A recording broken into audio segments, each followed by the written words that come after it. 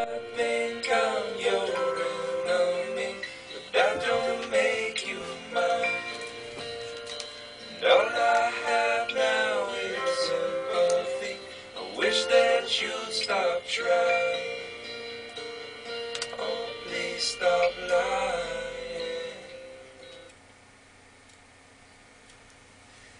Qué tranquilizante la música de Jack Johnson. Imagínese el mar, las olas rompiendo suavemente en la costa y usted recostado, recostada en la arena, bajo la cálida luz del sol. ¿Qué le parece? Bueno, acabó su canción Jack Johnson y nos deja paso para tratar el tema que hoy nos atañe, que es el tema de la iluminación. ¿Cuál fue la pregunta que me hizo este amigo durante la semana a través de Facebook? Bueno, él me dijo, mira, ¿cómo es que has alcanzado tú la iluminación? ¿Cómo has llegado a ese estado que se supone el Buda alcanzó? Se supone personajes como Nisargadatta Maharaj, Ramana Maharshi y tantos otros de lo que se llama hoy el neo-advaita, es decir, la no dualidad actual. Cómo estas personas que pululan por la red con sus videos, pregonando que están en un estado de iluminación, ¿no? Un estado en que ven diferente la vida, no la ven como usted o como yo la veríamos normalmente, sino la ven de una manera extraordinaria, de una manera diferente. Dicen ellos haber tenido una experiencia cúspide, una experiencia crítica, importante, donde, por ejemplo, algunos empezaron de repente a ver que eran una unidad con todas las cosas, que ese perro que pasaba por ahí y ese árbol que estaba más allá, en realidad eran ellos mismos. Es decir, una experiencia que no es la de todos los días, no es la de usted teniendo que tomar el autobús para ir a trabajar y viendo a su jefe como una persona ajena a usted, eh, hacia la cual usted siente un cierto desprecio, digamos, o cosas por el estilo. No, es una sensación como de amor, de inclusividad, de homogeneidad, de totalidad. Entonces, esta es la experiencia que algunos dicen haber tenido y que a partir de ese momento hay un antes y un después. Estas personas a partir de ese momento empiezan en la actualidad me refiero, no en la antigüedad, en la actualidad, a través de las redes sociales, empiezan a pregonar su mensaje, que es un mensaje que digamos dice algo así como todo ha cambiado en mí, hasta ayer yo era una persona, ahora soy otra. Muy parecido a lo que ocurre con los evangélicos, los evangelistas, o a una especie de Pablo de Tarso, que tuvo esa experiencia de que Dios le dijo, o Jesús le dijo, Saulo, Saulo, ¿por qué me persigues? Y a partir de ese momento, esa persona que hasta ayer era un ser llamado Saulo, se pasó a llamar Pablo y cambió por completo. Entonces tenemos esa noción, esa idea de que el cambio tiene que ser no solo repentino y radical, sino que tiene que ser notable. Yo me tengo que dar cuenta, tiene que, si alguien me pregunta, pero bueno, ¿qué pasó? ¿Qué pasó para que cambiases? ¿Qué pasó para que lo de ayer diera paso a lo de hoy y lo de hoy sea tan diferente a lo de ayer? ¿Cuál fue el minuto en que pasó el cambio? Entonces, supuestamente yo tengo que ser capaz de decir, bueno, fue a las 3:18, momento en el cual una luz del cielo bajó, me cegó y escuché una voz que me dijo algo así como, Pablo, a partir de ahora estás iluminado y verás el mundo de otra manera. No te sorprendas, ahora formas parte de la gran élite de los elegidos. Eso es lo que tenemos como noción, porque simplemente por repetición se nos ha enseñado que estas personas, al contar siempre esa misma historia, que fue un momento donde todo se disolvió, donde desapareció el yo, ¿no? La sensación de ser alguien y que se sintieron como una experiencia cósmica, una experiencia de unidad con todas las cosas, de amor absoluto. Entonces nos parece que si no es así no puede ser. Entonces, como no nos pasa de esa manera, como no nos ha sucedido una experiencia ni que ha bajado ni un extraterrestre, ni bajó el arcángel Gabriel, nos parece que lo nuestro no vale. Entonces, cuando este amigo mío me hacía esta pregunta de cómo alcancé yo la iluminación, la cual es una pregunta obviamente con trampa, porque es una pregunta que es falaz en su planteamiento, porque yo no alcancé la iluminación en tal caso, ni nadie la alcanza por esfuerzo propio. Entonces decir, alcancé la iluminación sería como si yo dijera, bueno, me compré un coche, yo fui y me lo compré con mi esfuerzo. Bueno, en este caso no, en este caso es algo que acontece. ¿Cómo acontece? Y usted seguirá preguntándose, como yo decía al principio, ¿y todo esto para qué me sirve? ¿No? En qué me cambia a mí iluminarme o no iluminarme? De qué me sirve? ¿Trabajo mejor? ¿Gano más dinero? ¿Siento más amor? ¿La gente me quiere más? ¿Algo? ¿Tengo más salud? Bueno, digamos que uno, vamos a ver cómo aprende uno, cómo absorbe cosas. Normalmente uno empieza a frecuentar un nuevo grupo de amigos y empieza a escuchar nuevas cosas, ¿no? Empieza a escuchar visiones políticas distintas, visiones religiosas distintas, visiones sociales distintas, visiones de la vida, y esas nuevas formas de ver las cosas, por oírlas, por verlas suceder, por verlas ponerlas en práctica, uno las va incluyendo como posibilidades y empieza a decir, uy, mira, esta gente piensa que la Tierra no es plana, sino que es redonda, ¿no? Y lo viven realmente, hacen mediciones en esa dirección, hacen cálculos, hacen dibujos, y le funciona. Entonces, yo no diría que tengo que creer en que la Tierra es redonda, simplemente me empiezo a impregnar de esa visión y empieza a formar parte de mí. Cuando usted, yo he dado el ejemplo varias veces, usted se pone a leer de la literatura conspiranoica, ¿no? David Icke y todos estos, ¿no? Y de los reptilianos y de los extraterrestres que están ahí queriendo apoderarse del planeta y que todos los políticos de gran nivel son reptiles disfrazados. Y usted, yo se lo cuento así, le parece una locura total.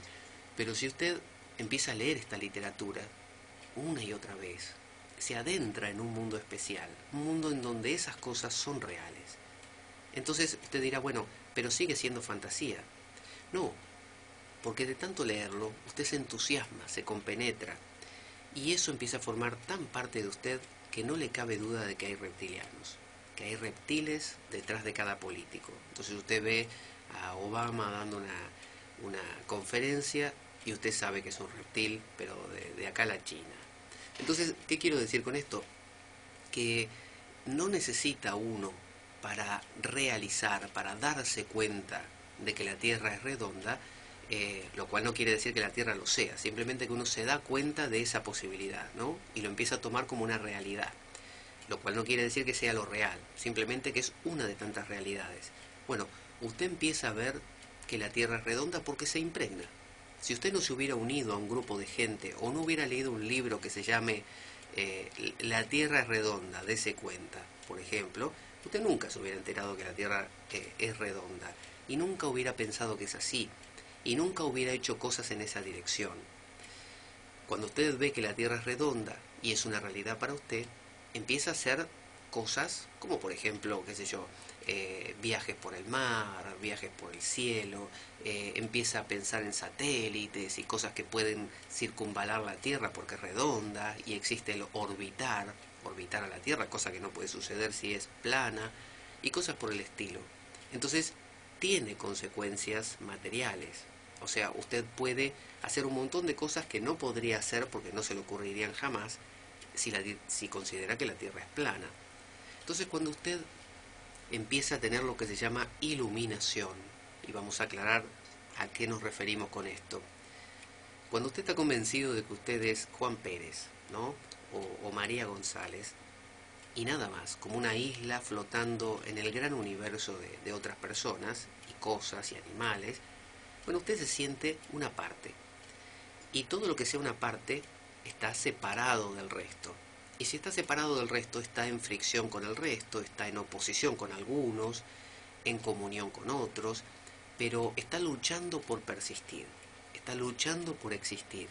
Y eso ocurre todo el tiempo y no solo agota, sino que también genera cosas como el miedo, la depresión, porque uno intenta hacer algo contra el resto y falla, y al fallar se siente mal. Entonces, ese postulado, así como el de la Tierra es plana, bueno, el postulado de yo soy yo y los demás son los demás, y el universo es el universo y está ahí afuera y yo estoy acá adentro, eso trae dolor.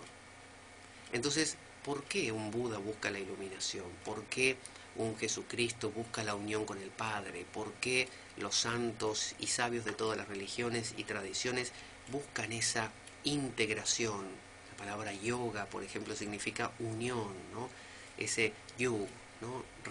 Religión, religar, volver a unir. ¿Por qué buscan ese unir y con qué?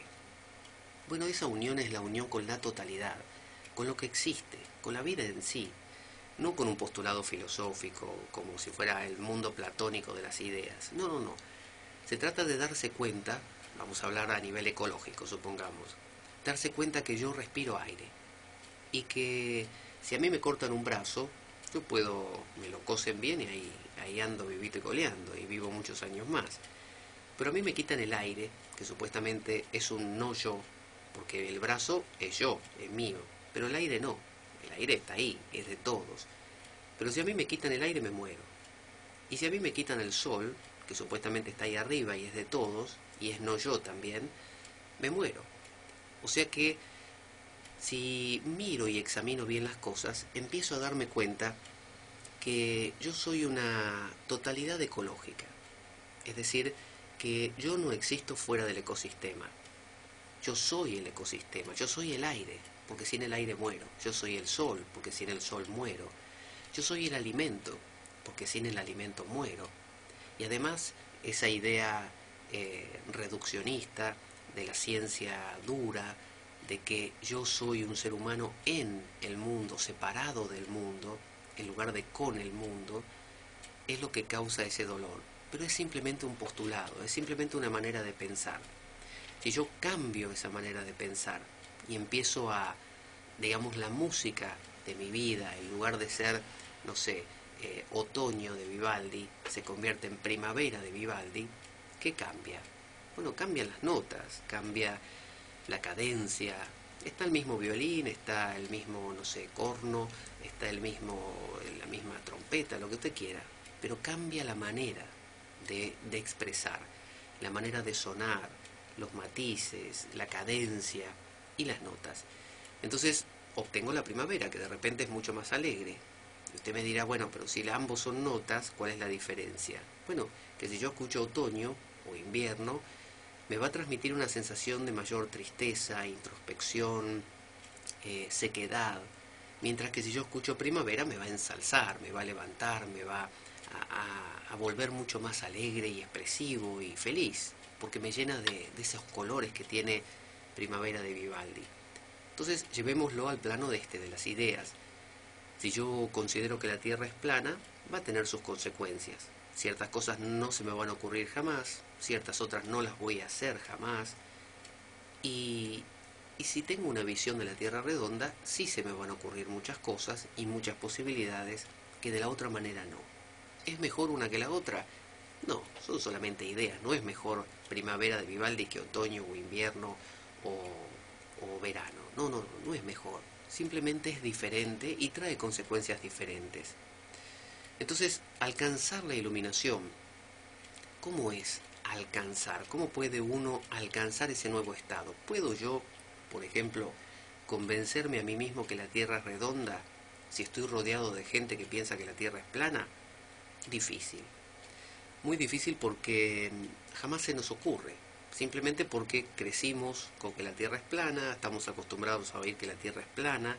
Puede pasar que un tipo, entre miles o entre millones, en ese mundo de la Tierra plana, se empiece a preguntar, porque no sé, observó el vuelo de un pájaro, observó, no sé, el océano y el horizonte, y se le ocurrió la idea de que ahí en el horizonte no se acaba la cosa, sino que puede estar curvado y puede haber más, vaya a saber. Eso puede ser un Buda, ¿ve? Que en medio de un montón de otras personas que no tenían esa intuición, bueno, él la tuvo y caminó en esa dirección y se fue impregnando de esas mismas deducciones, ideas y conexiones que lo llevaron a iluminarse. Entonces, ¿qué es iluminarse? Iluminarse es dejar entrar la posibilidad de que uno es el todo. Uno es la totalidad de lo que existe. Y de nuevo, te dirá, bueno, ¿y para qué? ¿Para qué? Yo voy a trabajar todas las mañanas, tomo el autobús, no sé, como, duermo, eh, no sé, amo, odio. ¿En qué me va a cambiar todo esto? Bueno, cuando usted empiece a pensar que ese otro con quien se relaciona en realidad es usted, tanto como usted mismo es usted, lo que siempre creyó, bueno, el otro también es usted. El cielo es usted, el océano es usted, no sé, el viento es usted, la persona agresiva es usted, la persona alegre es usted. Todo lo que ocurre está conectado. Todo lo que ocurre ya no son islas sueltas, Hitler por aquí y la Madre Teresa por acá. No, en realidad es toda una especie de unidad, un continuo. En el budismo Mahayana hay un símbolo que es una especie de gran telaraña que tiene gotitas de rocío incrustadas. Y estas gotitas de rocío reflejan la luz. Y cuando usted mira cada gotita de rocío, a través del reflejo que se produce en su superficie, usted puede ver todas las otras gotitas de rocío.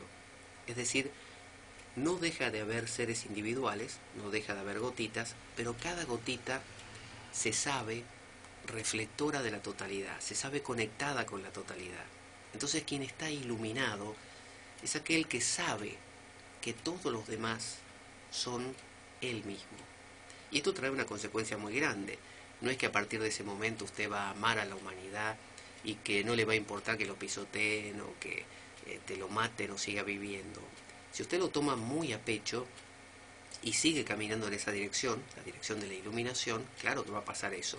Por eso el Buda es como que dijo, momentito, dijo, cuando llegó a ese punto, dijo, hasta acá, acá me planto. Y el Buda dijo, voy a regresar, no me voy a ir, no me voy a ir en esa iluminación, sino que voy a regresar y voy a enseñar a la gente. Entonces se conectó otra vez con el mundo de la diversidad, con el mundo de tú eres tú y yo soy yo, pero manteniendo en su interior esta idea de la unidad. ¿Cómo le llegó al Buda la idea de unidad, de esta totalidad? Bueno, el Buda no vivía en un mundo donde todos eran necios, donde todos eran no iluminados, sino que había mucha gente y muchas tradiciones en su época también, a través de libros, obviamente libros en hojas de palma, escritos, que transmitían este perfume. Bueno, y el Buda lo tomó. El Buda tomó esto y lo oyó, lo leyó, lo conversó, y todo esto lo fue motivando.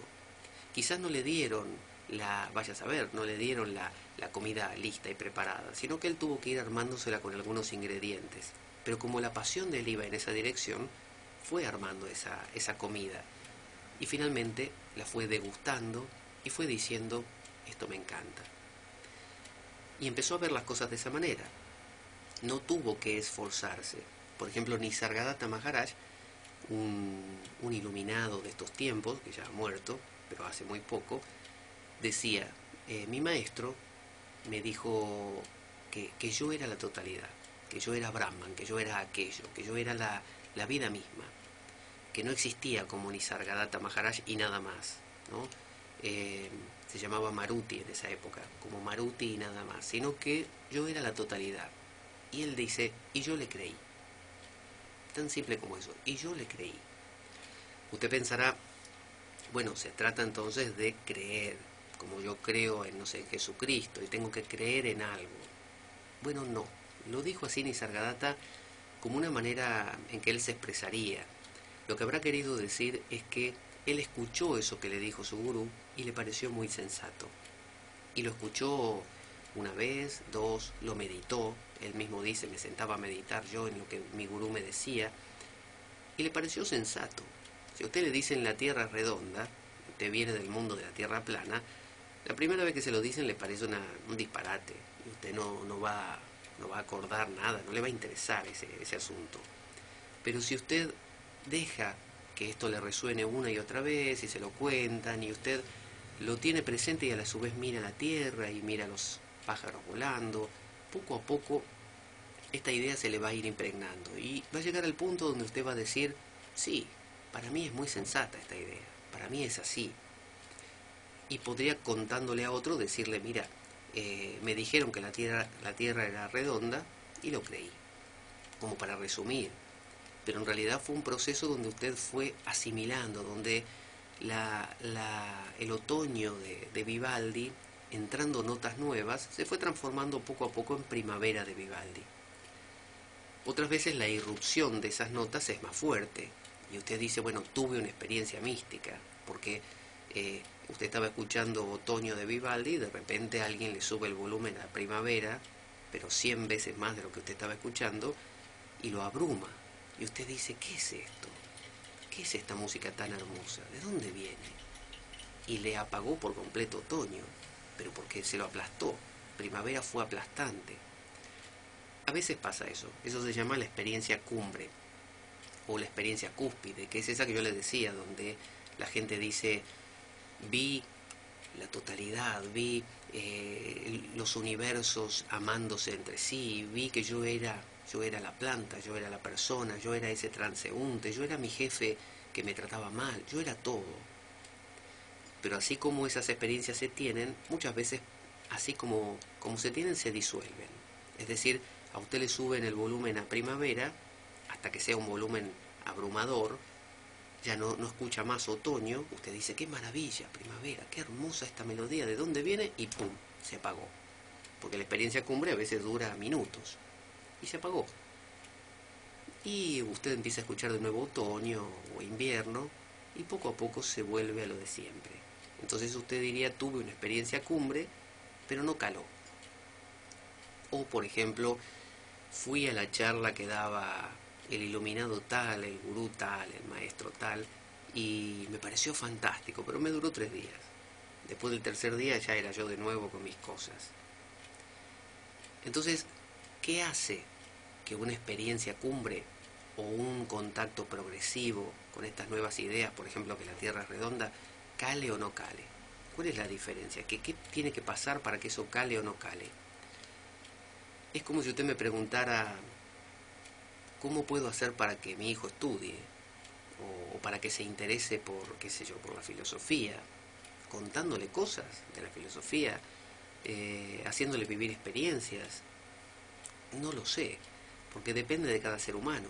Usted no puede hacerle escuchar Primavera de Vivaldi a una persona y esperar que matemáticamente reaccione y diga, esto es maravilloso, la voy a cambiar, ya no voy a escuchar más otoño, ahora voy a escuchar primavera.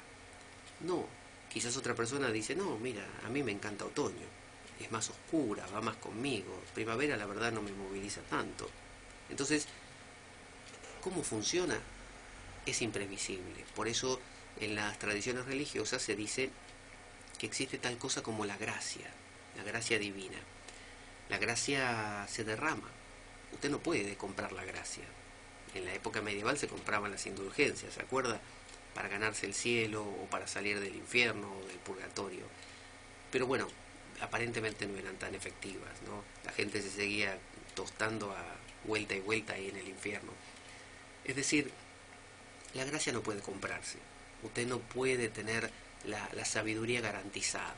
Usted no puede tener una reafirmación previa de que cuando usted escuche primavera usted va a ser un cultor de esa melodía por siempre. No. Inclusive quizás usted empieza a pensar que la Tierra es redonda, pero pasan los años y por más que usted haga cosas como crear satélites, como le decía, utilizar el radar o un montón de herramientas que se van creando gracias al concepto de la Tierra redonda, la navegación, la cartografía del planeta, bueno, de repente usted empieza a añorar la Tierra plana y empieza a decir, bueno, pero la Tierra plana también tenía su belleza, porque aunque no podíamos movernos a otros puntos del planeta, porque la Tierra era plana y se acababa, y había esos monstruos que nos comían al final del horizonte, esa falta de movilidad, esa limitación tenía su belleza. Por lo tanto me gustaba. Y poco a poco usted regresa a eso. Y un día se encuentra otra vez rodeado de las personas que consideran que la Tierra es plana. Y lo disfruta. Entonces está mal. ¿Por qué estaría mal? ¿por qué está mal escuchar otoño y invierno, y no primavera y verano de Vivaldi? ¿Por qué va a estar mal una cosa por sobre la otra? No está mal, tampoco está bien. Simplemente cada una de ellas apareja visiones diferentes. Entonces, cuando se me preguntaba cómo fue mi experiencia, cómo es que yo llegué a la iluminación, bueno, entonces yo explicaba que bajo un punto de vista sí estoy iluminado, porque sí, he incluido en mi vida, o se incluyó, mejor dicho, por eso digo el lenguaje falaz, esa comprensión. Es decir, yo en mi fuero interno sé, está la canción vibrando ahí de fondo, de que yo soy la totalidad. Y no tengo dudas, no tengo la duda de será, no será. Lo siento, para mí eso es una realidad. Es como decir que la Tierra es redonda. Así como estoy convencido que la Tierra es redonda, por más que quizás no lo sea, yo estoy convencido, eh, también lo estoy de que yo soy ese Brahman, ese absoluto, de que yo soy la vida entera, de que no hay divisiones verdaderas. Sin embargo, me gusta olvidarlo, me gusta dejarme llevar por la tierra plana, porque la tierra plana permite otras cosas, que no permite esta visión de la iluminación. Y el Buda lo vivió así también. El Buda llegó a su estado de nirvana, de esfumarse, justamente, porque caminar en la dirección de la iluminación, de la tierra redonda, obviamente aporta una gran paz, una gran tranquilidad, que es la tranquilidad, imagínese, de que el mundo ahora no depende de usted. Usted no es el centro del universo, dicho en términos religiosos, porque todo esto tiene siempre una traducción poética. Usted me dirá, ¿y por qué? ¿Por qué se traduce en poesía? ¿Por qué no se queda así? Y bueno, porque no es ciencia. Esto es cosas del corazón, cosas del ser humano. Y la traducción poética es que uno se funde con Dios, uno se entrega a la divina providencia. Es el abandono, uno se descubre abandonado, uno se descubre en manos de Dios y que Dios hace lo que quiere.